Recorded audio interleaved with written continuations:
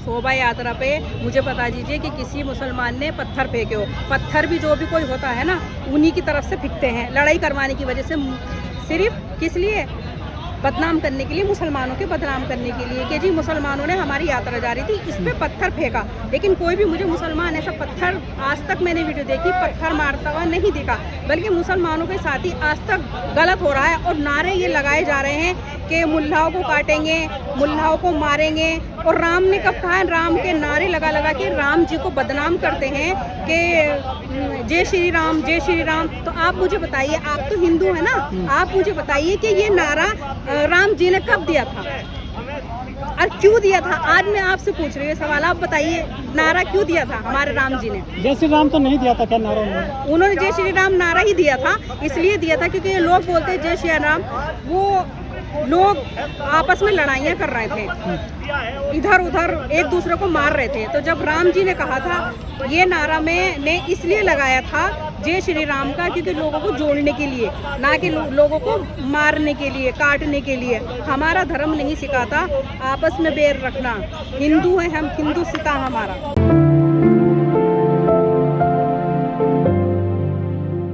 रानी परवीन जी, मणिपुर की आग मेवात तक पहुंच गई है। ये आग जो लगी है, इसका जिम्मेदार किसे मानती हैं आप?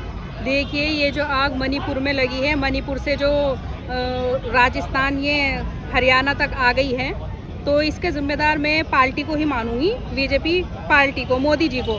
क्यों? जब भी कुछ ऐसा होता है तो मोदी जी अपनी चुप्पी नहीं तोड़ते। वो अपनी मन की बात करने के लिए एक एक घंटा टीवी पे बोल देते हैं। और यहाँ इतना कुछ हो रहा है, मणिपुर के अंदर 3 महीने हो चुके हैं, वहाँ के लोगों के घर जल रहे हैं, लोगों को मारा जा रहा है और वहाँ प्रशासन भी अपना कुछ काम नहीं कर रहा और मोदी जी ने एक लफ्ज़ भी नहीं बोला। तो मोदी जी को क्यों नहीं बोले? मोदी जी को बोलना चाहिए था इस मैटर पे आके, आखिर वो चुप क्यों है? लेकिन यदि मुस्लिम ताज़ा निकाले मुहर्रम के दौरान हथियार लेकर के, तो कोई दिक्कत नहीं होती हिंदुओं को। यदि हिंदू अपनी शोभा यात्रा निकाले तो उनमें पथराव होता है, ऐसा क्यों करते हैं? देखिए, ऐसा कुछ नहीं है कि अगर हिंदू अपनी यात्रा निकालते हैं तो उस पर पथराव, मतलब करने वाला कौन होता है? आखिर उनको कौन भेजता है ऐसा करने के लिए? कुछ उन्हीं के लोग होते हैं, गिने चुने, जो ये दंगा करवाते हैं, फैलवाते हैं। और जैसे कि मस्जिद के आगे अभी देख लो, डीजे बजाया जा रहा था और क्या नाम, बहुत सारे मतलब बजरंग दल के लोग तरवाले ले लेके वहाँ पे जय श्री राम, जय श्री राम के नारे लगा रहे थे वो लोग। तो वो लोग कौन थे? किस संगठन से थे वो? उसको हम क्या बोलेंगे, या और लोग क्या कहेंगे उसको?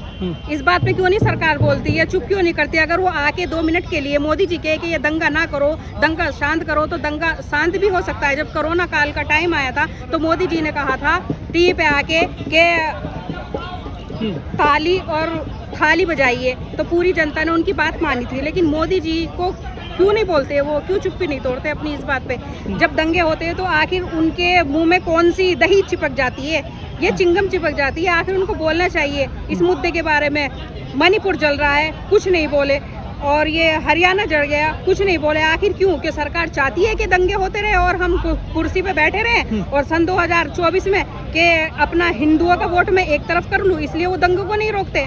यदि हिंदू अपनी कोई शोभा यात्रा निकालते हैं, बजरंग दल वगैरह, मस्जिद के आगे जब डीजे जाता है तो मस्जिद वालों को दिक्कत क्यों होती है? उनके तो मस्जिद पे खुद पहले से लाउड स्पीकर लगा होता है। देखिए, भगवान और अल्लाह उस टाइम पे ये शोभा यात्रा निकाल रहे थे जिस टाइम पे अजान होती है। जब अजान का टाइम होता है तो उस टाइम पे बंद कर देना चाहिए था, लेकिन वो वहाँ गूंज रहे हैं। और इस कदर मतलब एक दंगा फैलाने वाली बात होती है ना, भड़काने वाली बात होती है। जब कोई अगर ऐसा होता है कुछ भी स्टेट पे, जब मान लो आपकी कुछ ऐसा आरती वगैरह होती है तो मुसलमान भी वहाँ चुप हो जाता है, कुछ नहीं करता।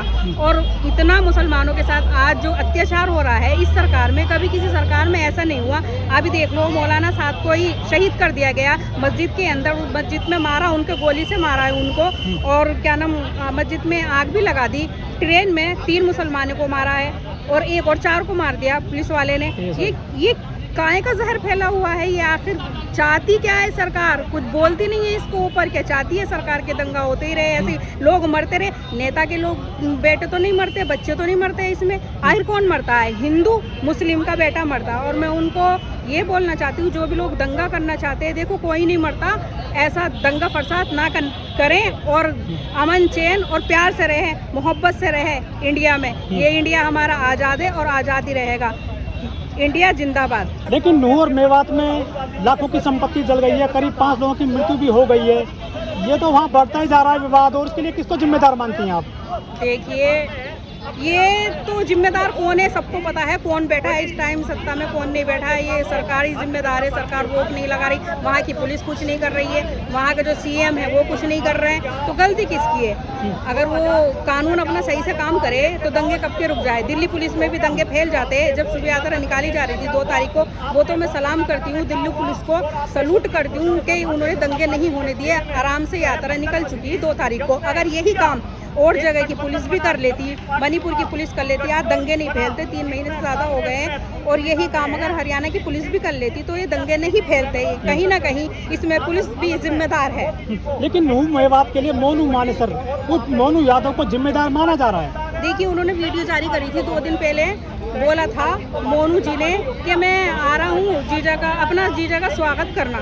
ये बात तो बुरी लगती है, तो दंगे भड़काने के लिए होती है ना ये बात जो उन्होंने बोली थी। बिट्टू ने भी कुछ जहर उगला था, जो गंज से बिट्टू जी हैं, उन्होंने भी कुछ आप शब्द बोले थे। लेकिन वहाँ के मैं अच्छा मानती हूँ उन जाटों को और सलाम करती हूँ उन जाटों को कि जाटों ने इनकी बातों में नहीं आए और वहाँ दंगा नहीं हुआ, वरना दंगा और फैलता। क्यों? ये वही तो जाट थे जो बैठे थे वहाँ पे, धरना दे के बैठे थे। 1 साल से ज़्यादा धरना हुआ था, किसान आंदोलन हुआ था। वहाँ किसने साथ दिया था? हिंदू ने मुसलमान का दिया था, मुसलमानों ने हिंदू का दिया था। देखिए, ये जो एक सोच है ना, ये लोगों के बीच में जो ये नफरत का बीज बो दिया गया है, हिंदू मुसलमान का, ये जो राजनीति चल रही है, राजनीति जो कर रहे हैं कुछ लोग, ये वही है, भड़काऊ भाषण देते हैं। ये जहर जो फैल चुका है, नफरत जो फैल चुकी है, आज इतनी कोरोना वायरस कहूँगी मैं इसको, लोगों की सोच बुद्धि सारी खत्म हो चुकी है। गलत मैसेज जा रहा है, यहाँ भी नहीं बाहर भी, कि इंडिया में पहले ऐसा नहीं होता था। सन 2011-12 तक में ऐसा नहीं हुआ। सन 2014 से ही दंगे होने शुरू हुए हैं। ये जो दंगे शुरू हुए हैं अभी तक नहीं हुए। वो तो कह रहे हैं कि हम जो देश को विश्व गुरु बनाएंगे। विश्व गुरु बन तो रहा है पूरा देश, देखो कहाँ से कहाँ चला गया। और यही आग लगती रही, नहीं बुझी, आगे चल के तो क्या होएगा? हमारे देश का तो और नाश हो जाएगा। जैसे कि ये सरकार कोई एक्शन ही नहीं लेती। वो तो चाहती है, अच्छा है कि सरकार के बस ये आग लगती रहे, हिंदू कटता रहे, मुसलमान कटता रहे। कौन से इनके बच्चे आ रहे हैं ये बताइए? सारे बच्चे इन्होंने अपने बाहर भेज रखे। कौन लड़ता है? हिंदू मुसलमान आपस में लड़ता है, लड़ाई कराते हैं। देखिए, वो समझ चुके हैं। अब जो अच्छे हिंदू है ना, वो जाग चुके हैं कि अब धर्म की राजनीति नहीं होएगी। यहाँ हिंदू मुसलमान जाट सिख ईसाई सब आपस में प्यार से रहना चाहता है और धर्म की कोई राजनीति नहीं होएगी, नहीं चलेगी। अब वो अच्छे से समझ चुके हैं कौन उनका साथ देता है। हिंदू मुस्लिम आपस में भाई भाई मिलके रहना चाहते हैं, तो आगे दूसरी पार्टी को आपत्ति क्या है? क्यों नहीं रहने देती है वो पार्टी? लेकिन जो मोनू मानेसर, मोनू यादव जैसे लोग हैं, कपिल गुर्जर जैसे लोग हैं, या जो शंभूलाल रैगर हैं, अशोक मोची हैं, जिन्होंने बड़े बड़े काम किए हैं, पोस्टर बोल रहे हैं, पोस्टर बॉय बने हैं हिंदुओं के लिए, ये लोग कहते कहाँ से? इनको बदले में क्या मिलता है? ऐसे जो जंग में कूदते हैं ये। देखिए, ये खाली लोग होते हैं, इनका कुछ काम वाम तो होता नहीं है। और ये एक संगठन से जुड़े हुए होते हैं, बजरंग दल RSS के लोग होते हैं। लेकिन सारे RSS वाले भी ऐसे नहीं होते, उसमें अच्छे भी लोग हैं, पढ़े लिखे हैं, कोर्ट कचहरी में अपना काम करते हैं, उनको लड़ाई झगड़ों से कोई मतलब नहीं। सारे बजरंग दल भी ऐसे नहीं होते। लेकिन कुछ लोग होते हैं जो संगठन से जुड़ जाते हैं, उनके लिए सरकारी मदद करती है, सरकारी पैसा भेजती है उनको, उनके खाते में ऐसा करने के लिए। लेकिन जो उमा भारती भी रही थी, हिंदुओं की कट्टर नेता, विनय कटियार भी रहे थे, उनको तो बदले में कुछ मिला ही नहीं। देखिए, अब उनको बदले में क्या मिला है क्या नहीं मिला ये तो वो जानती है। जब बदले में कुछ नहीं मिलता तो ये लोग हिंदू मुस्लिम क्यों फैलाते हैं? क्यों झगड़ा करते हैं आपस में? क्यों मरने मारने को, काटने को एक दूसरे के खून के प्यासे? आखिर क्यों? आखिर ये कब तक चलेगा?